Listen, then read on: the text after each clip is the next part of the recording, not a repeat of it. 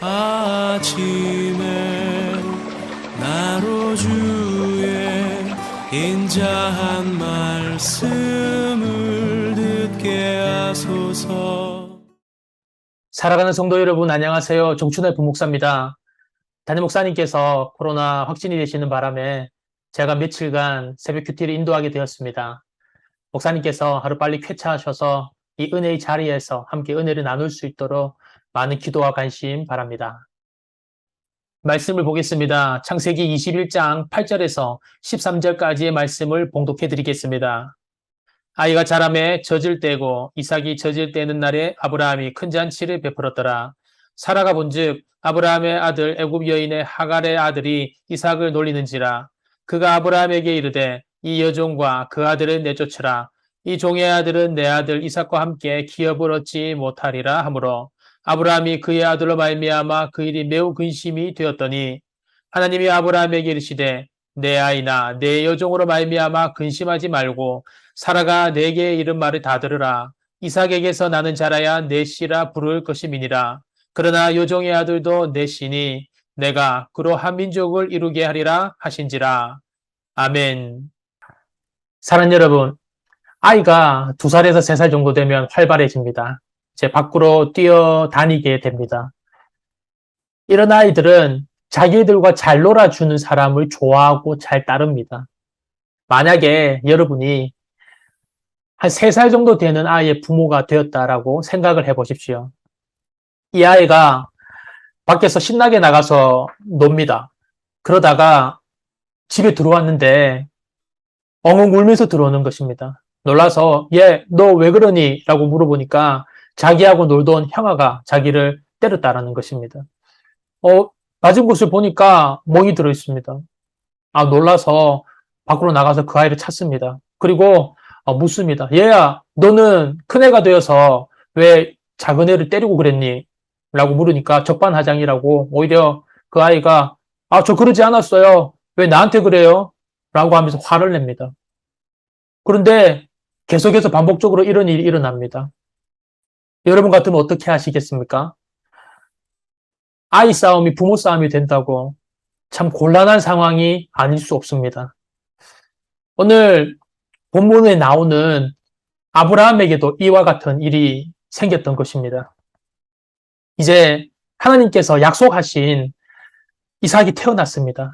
그러면 이제 다 모든 것이 끝났고 이제 모든 문제가 다 해결되었다. 이제 꽃길만 걷게 되었다라는 생각이 아브라함에게 들었을 것입니다. 그런데 예상하지 못했던 문제가 다시 발생하게 되었던 것이죠. 사건의 전말은 이렇습니다. 아브라함이 하나님께서 약속하셔서 얻은 아들 이삭이 태어나고 잘 자라서 젖을 떼는 시기가 되었습니다. 젖을 떼는 시기는 시대마다 문화마다 조금씩 다 다릅니다. 요즘 같은 시기에는 이유식도 많이 좋아졌고 또 여러 가지 위생적인 조건이나 환경들이 과거에 비해서 많이 좋아졌기 때문에 요즘은 빠른 아이들은 1살도 되기 전에 젖을 뗍니다. 그런데 과거 고대 시대에는 먹을 것도 별로 없었고 간식도 마땅치 않았기 때문에 젖을 떼는 시기가 좀 많이 늦었죠. 2살에서 한 4살 정도 젖을 떼었고요. 또 더 이상 가기도 하였습니다. 당시 사람들은 관례에 따라서 아이가 젖을 떼면 상당히 큰 잔치를 베풀어 주었습니다. 우리나라도 100일이나 도를 중요시하죠. 똑같이 유목민 사회에서도 젖을 떼는 것을 아주 크게 생각을 하였습니다. 그런데 이삭이 태어난 후에 이렇게 가장 첫 번째로 맞는 중요하고 기쁜 이날에 정작 주인공인 이삭이 놀림을 당하는 사건이 발생하게 된 것이었습니다. 그리고 이 사건은 아브라함의 가정에 또 다른 갈등을 야기하게 되죠. 이삭이 젖을 때는 아주 큰 기쁜 이날에 잔치를 베푸던 이날에 사라는 애굽 여종 하갈의 아들이었던 이스마엘이 이삭을 놀리는 것을 직접 목격하게 되었던 것입니다. 여기서 우리는 이 놀림에 관하여서 생각을 할 수가 있습니다. 이스마엘은 왜 동생이었던 이삭을 놀렸던 것일까? 왜 희롱하였던 것일까? 고대 사회는 사라 같은 본부인이 자녀가 없을 경우에, 아들이 없을 경우에는 종을 통하여서 아들을 낳는 경우가 많이 있었습니다. 그리고 본부인에게 계속해서 자녀가 없었다라면 종의 아들이 재산을 다 물려받았습니다. 이전에 우리가 아브라함이 자신의 종 엘리에셀에게 자신의 전 재산을 다 물려주겠다라고 이야기한 것을 보면 우리가 그것을 알 수가 있습니다. 그러므로 이스마엘은 종의 아들이기 때문에 상속을 받을 수 있게 되었던 것입니다. 그런데 본부인에게서 아들이 태어나게 된다면 종은 아무것도 받을 수 없게 됩니다. 당연히 종의 아들도 아무것도 받을 수 없게 되죠. 이스마엘은 아브라함이 애굽 여종 하갈에게서 86세 때 얻은 자녀였습니다. 그리고 이삭은 아브라함이 100세 때 사라에게서 얻은 자식입니다. 둘의 나이 차이가 14살이 나는 것이죠. 이스마엘은 14년 동안 아브라함의 사랑을 독차지했을 것입니다. 자식이 없었는데 자식이 나왔으니 얼마나 좋았겠습니까? 이제 가만히 있으면 아버지의 재산은 다 자신의 것이 됩니다. 그런데 놀랍게도 자기가 14살 되던 때 90세이던 본부인 사라가 아들을 낳습니다. 이제 14살이면 웬만한 것은 다 알 나이입니다. 그동안 자기 엄마 하갈이 조금만 더 있으면 내 아버지 재산 다 내 것이 된다라고 아마 수도 없이 이야기를 하였을 것입니다. 그런데 이제 아브라함의 본부인에게서 아들이 태어납니다. 그렇다면 이스마엘과 하갈의 꿈은 이제 다 물거품이 되어버린 것입니다. 하갈은 어떤 성격의 소유자입니까? 하갈이 과거에 사라에게 학대를 받았을 때 집을 뛰쳐나가버렸던 아주 성격이 강한 성격의 소유자입니다. 그의 아들 이스마엘은 어떻습니까? 들락이라는 표현을 쓸 정도로 이스마엘 역시도 성격이 매우 강한 성격의 소유자인 것을 우리가 알 수가 있습니다. 그런 이스마엘이 이삭을 볼 때에 어떤 생각이 들었겠습니까? 저 녀석만 없었다면 아버지의 재산이 다 내 것이 되는 건데 저 녀석 때문에 다 틀렸다라는 생각이 들었을 것입니다. 이제 젖을 떼게 되는 이삭의 나이가 2살에서 4살 정도 되는 나이였다면 이스마엘의 나이는 아마 16살에서 18살 정도 되었을 것입니다. 다 큰 것입니다. 그동안 이삭은 자기 엄마의 보호를 받으면서 자랐는데 이제 어느 정도 뛰어다닐 나이가 되자 형이었던 이스마엘이 이삭을 데리고 다녔던 것입니다. 그러면서 슬슬 이삭을 희롱하고 또 놀렸던 것이죠. 그동안 이상한 일이 많이 일어나고 이삭에게서 이상한 반응이 보여서 엄마 사라가 심증은 있었는데 물증이 없었습니다. 어떻게 할 수가 못하고 있었는데 이날 때마침 사라가 이스마엘이 이삭을 학대하는 것을 놀리는 것을 보게 되었던 것입니다. 이것을 본 사라는 종의 아들인 이스마엘이 약속의 아들인 이삭을 놀리는 것을 보면서 더 이상 이스마엘과 살 수 없겠다라는 생각을 하게 됩니다.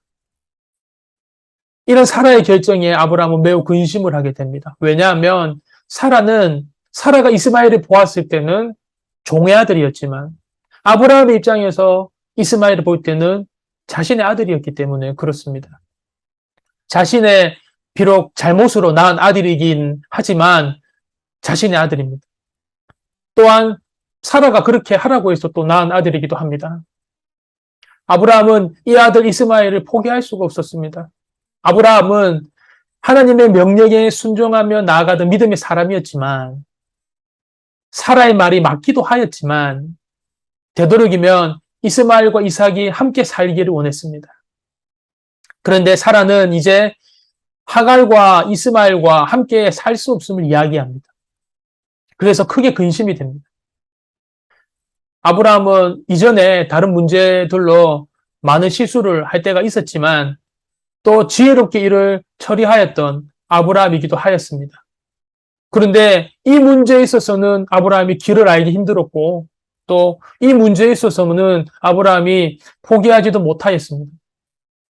그런데 이제 여기서 하나님은 어떻게 하십니까? 놀랍게도 사라의 말을 들어주는 것으로 인도를 하십니다. 우리가 12절 말씀을 한번 보겠습니다. 하나님이 아브라함에게 이르시되 내 아이나 내 여종으로 말미암아 근심하지 말고 사라가 내게 이른 말을 다 들으라. 이삭에게서 나는 자라야 내 씨라 부를 것임이니라. 아멘. 아브라함에게 있어서 이스마엘은 아직 포기하지 못한 최후의 보루 같은 그런 존재였습니다. 그런데 우리가 하나님을 믿고 있습니다. 저와 여러분이 하나님을 믿고 있지만 저와 여러분에게도 동일하게 마음속 깊은 곳에서 뭔가 포기할 수 없는 나만의 영역, 나만의 보루 같은 것이 있지 않습니까? 끝까지 이것만은 안 된다라고 꽉 쥐고 고집할 수 있는 부분이 있다라는 것입니다. 그런데 하나님께서는 그것을 내려놓기를 원하시는 것입니다. 내가 이것만은 안 됩니다 라고 하는 것조차도 내려놓기를 원하십니다. 왜 그러십니까? 그래야만 하나님의 약속이 이루어지기 때문에 그렇습니다. 그리고 그것을 내려놓지 않고 붙들고 있으면 다른 것들까지 다 무너지기 때문에 그렇습니다. 오늘 이런 아브라함에게 하나님께서 말씀을 하시죠. 13절 말씀을 읽어보겠습니다. 그러나 여종의 아들도 내 씨니 내가 그로 한 민족을 이루게 하리라 하신지라. 아멘. 오늘 고민을 하고 염려를 하는 아브라함에게 하나님께서 이스마엘을 내려놓으라고만 한 것이 아니라 한 약속을 주십니다. 내가 그로 한 민족을 이루게 하리라. 여기에서 주어가 누구입니까? 바로 내가입니다. 즉 하나님이십니다. 하나님께서 알아서 해주시겠다라는 말씀입니다. 이스마엘도 한 민족이 될 것이고 이스마엘에 대해서도 하나님의 계획이 다 있으시다라는 것입니다. 거기에 대해서 염려하지 말라는 것입니다. 여기에서 핵심은 하나님이라는 것입니다. 하나님은 이 일에 대해서 내가 걱정할 문제가 아니라고 말씀하십니다. 하나님이 알아서 해주시겠다고 말씀하시는 것입니다. 하나님께서 알아서 처리해 주시겠다라고 말씀을 하시는 것입니다. 그러므로 내가 할 일은 이 문제를 생각하고 이 문제 때문에 고민하고 이 문제 때문에 잠도 못 자고 염려하는 것이 아닙니다. 하나님께 맡기고 하나님을 신뢰하고 하나님께 내보내는 것입니다. 하나님이 정말 알아서 책임져 주실 것을 신뢰하며 믿음으로 맡기는 것입니다. 사람마다, 일마다, 문제마다 다 다를 수가 있습니다. 하지만 중요한 것은 하나님께 맡기고 기도하는 것입니다. 사랑하는 여러분, 하나님께서 하십니다. 내 삶의 걱정, 고민들 하나님께 내어드리면 하나님께서 내가 한다 라고 하십니다. 지금까지 살아오면서 되어졌던 일들을 한번 되돌아보시기로 합니다. 우리의 걱정, 고민, 염려들 다 어떻게 이루어졌습니까? 우리가 걱정하고 염려하고 우리가 사방팔방 뛰어다녀서 해결되어졌습니까? 아닙니다. 결국 지나놓고 보면 우리 하나님께서 다 인도하셨고 주님의 은혜로 다 해결해 주신 것입니다.